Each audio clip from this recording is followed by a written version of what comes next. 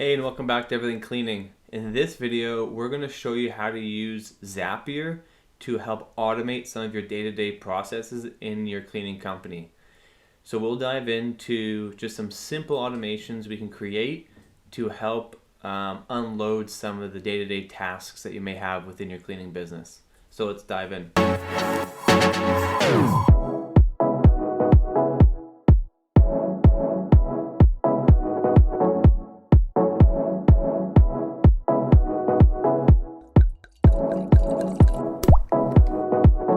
So here we are inside Zapier. Now you're gonna have to create an account, and I'm pretty sure there is a free option. So you get 5 Zaps, 15-minute update time, single-step Zaps, no code editor. So just some simple things.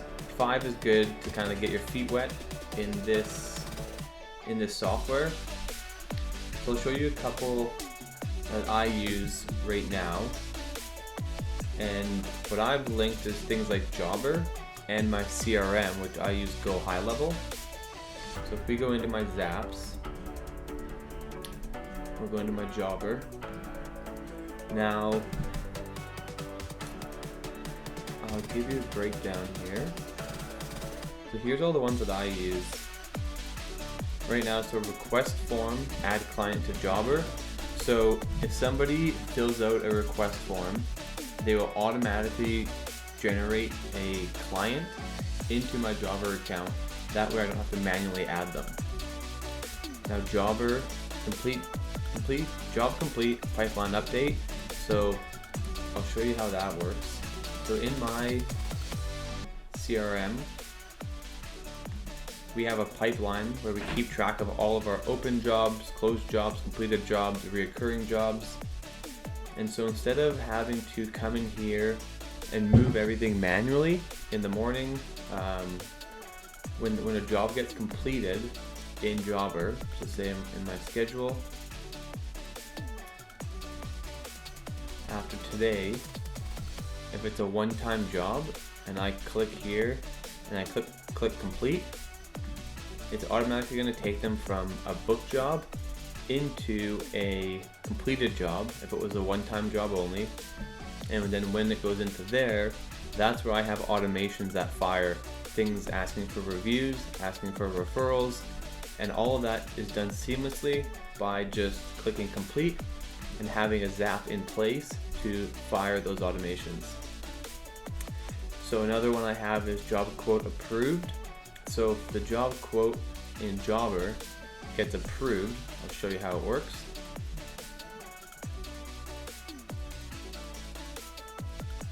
So the trigger, meaning what has to happen to make it fire, is new quote approval in Jobber. So the app is Jobber.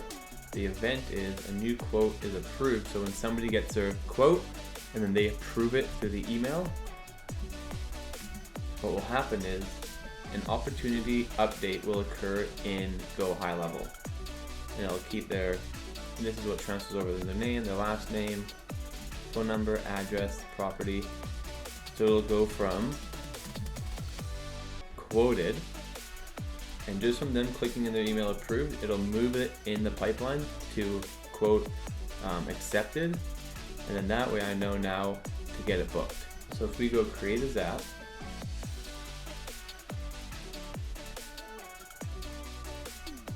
so we want, let's do Jobber.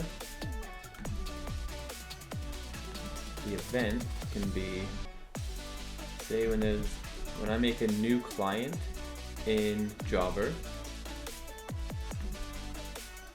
make sure that your accounts are all set up in here. You'll do that when you make your account.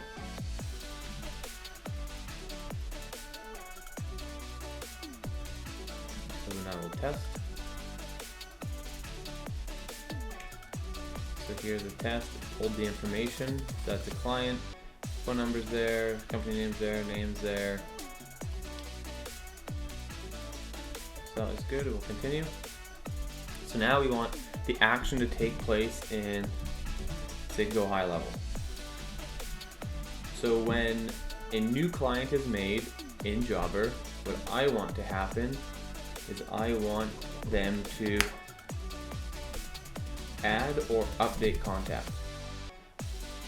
Now this way, if somebody fills out a request form that we have built in Jobber, say on my Facebook page,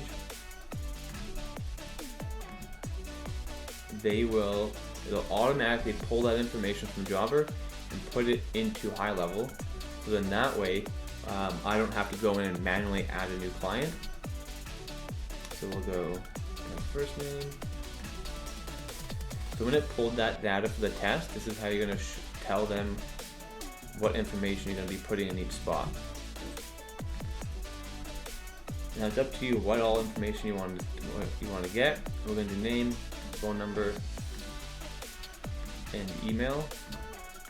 That's all we really need for this example.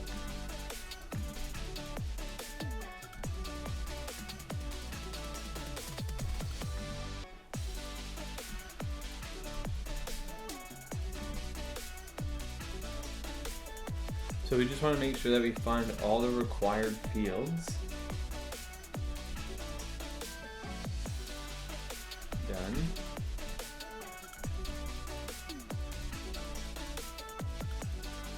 Now we test action. So now what has been done, I think we can go into here and see if it pulled that into a client.